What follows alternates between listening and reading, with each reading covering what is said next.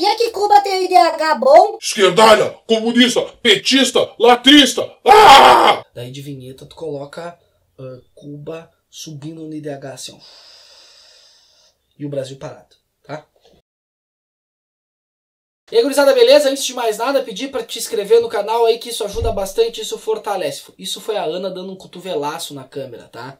Junto com a Pandora. Teve um tempo que eu fiz um vídeo de Cuba, ele vai ficar linkado em algum lugar aí. Sempre quando se fala de Cuba, Coreia do Norte, enfim, os paraísos socialistas sempre dá uma grande confusão, assim. Desde o vídeo uma galera xingou, porque falou que o IDH de Cuba nem era tão bom assim. Eu tenho algumas dúvidas sinceras ali no vídeo e tem umas outras coisas que são mais hates, né? Então, enfim. Aproveitando isso, daí eu resolvi falar sobre IDH. Então, IDH é um cálculo criado pelos economistas. E daí eu vou ter que colar o nome dos economistas porque é difícil. Amartya Kumerse, que é um indiano, tá? E o senhor Mahbub-ul-Haq, que é um paquistanês. Desde 93 eles são usados pelo PNUD, que é o Programa das Nações Unidas para o Desenvolvimento. Então, os economistas eles acabam criando isso dentro de uma perspectiva que saber o quão desenvolvido um país é também era uma resposta contra o PIB, que é um número muito duro, assim. Só mostra a produção de bens e serviços de uma nação e, tipo, não mostra outra coisa. Então os caras fizeram esse cálculo aí um pouco mais complexo. Ele vai acabar ajudando uma série de países para ver como é que tá suas políticas públicas, se estão indo pro lado certo ou não, tá? Primeira coisa que a gente tem que ver quando estuda DH, ele é dividido nos seguintes blocos. Desenvolvimento humano muito alto, que entra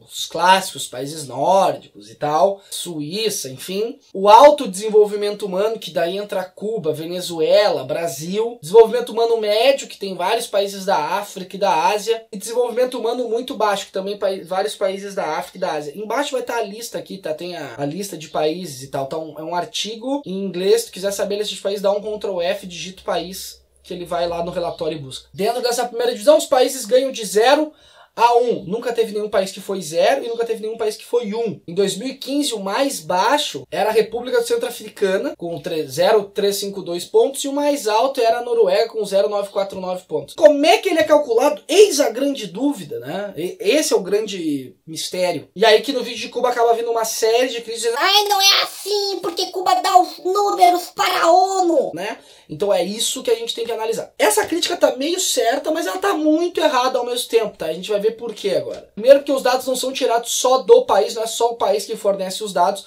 A ONU ela tem uma série de escritórios pelo mundo, onde ela retira os dados desses escritórios que fazem pesquisas independentes, tá? E se um escritório não pode estar naquele país, pega de um país próximo e tal. E também pega alguns dados dos países, a gente vai ver quais, mas não é uma coisa que só os países dão os dados, senão, sei lá, qualquer país poderia dar os melhores dados possíveis e ser o primeiro colocado. Né? Tem 1000 coisas e 1000 outras instituições envolvidas. Então, para fazer o cálculo de IDH, a gente olha educação, saúde e renda. Isso seria o contraponto ao PIB que nem foi falado antes, tá? Então, nessas três dimensões, a média dela é que poderia dizer se o país tem uma boa qualidade de vida ou não. Quesito saúde, calcula-se a expectativa de vida ao nascer, né? Aquele grupo de pessoas inserido naquele país, qual é a média que aquelas pessoas costumam viver. Dentro disso, a gente pode fazer outros recortes, tá? Dá pra fazer recorte por raça, dá pra fazer recorte por gênero, dá pra fazer recorte por grana.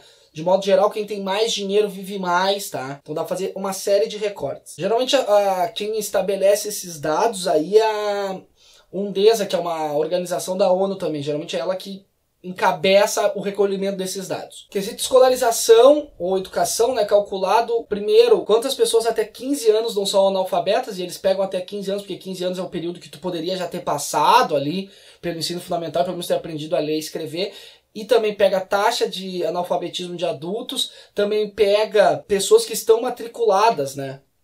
Seja escola, faculdade, um curso de pós-graduação, enfim, faz uma média geral disso. De modo geral, quem fornece esses dados são o país, né? O próprio país é que fornece esses dados. Taxa de alfabetizados no Brasil, por exemplo, 91% da população alfabetizada, enquanto Cuba 99% da população alfabetizada e a Noruega é 100% da população alfabetizada, tá? E aqui que entra algumas medidas que os governos às vezes usam para tentar melhorar esse índice. Foi muito popular o Pronatec, né? Na época do governo petista, que ele tinha, entre outras coisas, a ideia de fazer a pessoa ir pro Pronatec fazer o curso, mas ela criar a cultura de escola e acabar acabando a escola, e ele não deu muito certo. Até pouco tempo atrás tu fazia o Enem para concluir o ensino médio, né? Tudo isso são coisas que empurram os índices para cima, são coisas e são medidas que os próprios países fazem, e isso pode ser bem questionado, inclusive. E é aqui que entra muitas críticas que se fazem a Cuba. Porque gostando ou não, e a gente pode questionar se a faculdade é boa, não é boa, tem estrutura, isso é outra coisa, dentro do índice, Cuba consegue botar bem mais pessoas dentro de uma faculdade em proporção do que o Brasil, por exemplo, tá? Então, nesse aspecto, Cuba acaba sendo melhor que o Brasil, tá? Um dos motivos, oferece a faculdade gratuita, de graça, bota até porque não é de graça, mas oferece esse tipo de faculdade para as pessoas. O próprio Uruguai faz a mesma coisa também, né? Tu sai do ensino médio, tu pode escolher a faculdade que tu vai fazer. Tudo isso melhora esses índices de educação, consequentemente ajuda a empurrar o IDH um pouco para cima. Para você ter uma ideia, em 2013 o Brasil era o país da América Latina com a menor média de estudos. De acordo com a ONU era 7,2, né? Mas o MEC foi lá e falou que o cálculo da ONU estava errado e que o cálculo certo seria uma média de 7,4 anos. De qualquer forma, a gente ficaria entre os últimos em termos de média escolar.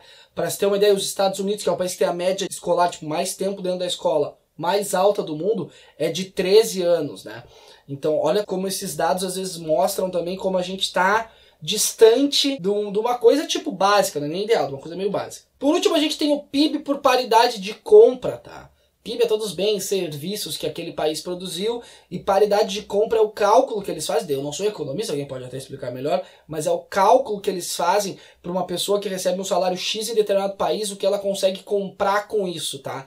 Que daí dá para medir mais ou menos se as pessoas elas realmente estão no mesmo padrão de vida ou não. Tem aquele exemplo clássico, claro, não se encaixa aqui, mas aquele exemplo clássico é o cálculo do Big Mac pelo mundo, né? Quantas horas trabalha para comprar um Big Mac e tal. Esse número vai ser sempre atrelado ao dólar e à paridade de poder de compra de um estadunidense, tá? E a gente tem ali, em primeiro lugar está Singapura, que é a terra dos milionários, né? A terra dos milionários e os caras estão em primeiro lugar ali. Então, eles conseguem com o salário deles comprarem muito mais coisas, por exemplo. Tu faz uma faixa, né? Salarial. O brasileiro consegue comprar tantas coisas e ele estaria abaixo de um dinamarquês, por exemplo, que faz um trabalho e ganha menos dinheiro dentro da Dinamarca. Agora eu preciso fazer um parênteses. Na década de 80, o Brasil era 15 vezes mais rico que a China em paridade de poder de compra. Quer dizer, um brasileiro médio tinha 15 vezes mais grana que a China. Mas fica tranquilo que em 2016 a China já nos passou. Fomos passados pela Tailândia também e fomos passados pelo Uruguai, tá? Tipo, da década de 80 até 2016 a gente não conseguiu criar nenhum sistema, uma forma de organização que fizesse a gente realmente decolar, né? A ideia é o Brasil é o país do futuro, né? Então, depois desses 3 itens, feito um cálculo muito louco lá, e a gente vai ter esse número de 0 a 1. Esse número é passível de críticas? Claro que a gente vai ver algumas delas agora. Uma delas é que o IDH não vai levar em conta o aspecto ambiental e nem ecológico de uma população, não existe nenhum cálculo, nada que mensure isso. Outra coisa é que o IDH não consegue melhorar mais, porque ele vai até um número específico, né? Então a crítica que se faz às vezes é que tipo, o IDH ele calcula o quão escandinavo um país é, né? Porque ele não, geralmente os escandinavos estão lá em cima, e aquilo lá não acaba não melhorando dentro dos próprios parâmetros deles. Outra crítica que eles fazem do IDH, porque o IDH ele não consegue mensurar se os direitos humanos nos países analisados estão sendo cumpridos ou não. Se os direitos humanos naquele país não são cumpridos, por exemplo, isso não diminui a nota de IDH.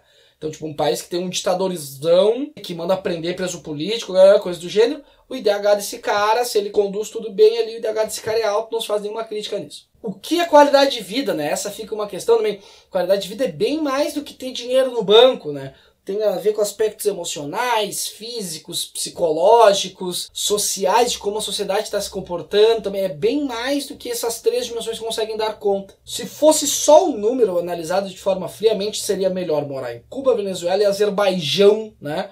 Mas eu ainda prefiro morar no Brasil por vários motivos, porque principalmente aqui em Porto Alegre tem X. Porque eu gosto de morar aqui, tá? E pastel de coração. E pastel de coração. E também tem que fazer um parênteses que a gente tem um IDH maior que a China. Então ele acaba sendo muito mais um norteador do que necessariamente algo para taxar. É isso. Não, ele é muito mais um organizador de como o país está do que uma taxação significativa de que ele é ou não é bom. Agora, por último, uma provocação. Que interesse que a ONU, que já criticou Cuba abertamente por desrespeito aos direitos humanos, teria de pegar e tentar melhorar os dados cubanos? Isso ficou uma provocação, isso fica pra reflexão. Será que na verdade quando a gente fica xingando Cuba, Nada a ver, tá tudo errado, esse IDH... será que na verdade a gente não fica com um pouco de raiva? Porque tipo assim, eu pelo menos tenho raiva, meu, Cuba tá melhor que a gente, Cuba tá melhor que a gente, porque a gente não, um país muito mais rico, muito mais estrutura, porque a gente não consegue se organizar pra isso, saca? Será que o problema não é nosso, em vez de a gente ficar olhando pros outros? Então era isso, gurizada, vamos tentar compreender essa complexidade aí que é o o IDH não como algo fechado, mas como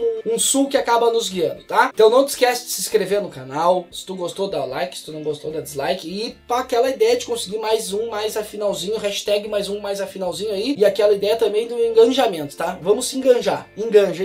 E lembrando que a nossa maratona de vídeos, a nossa marcha atlética de vídeos, né? É vídeo. Daí a galera tava reclamando. É vídeo de segunda a sexta. Que a gente é o fim de semana da família tradicional brasileira. Então amanhã vai ter vídeo, tá? Não, e é hashtag VQTD.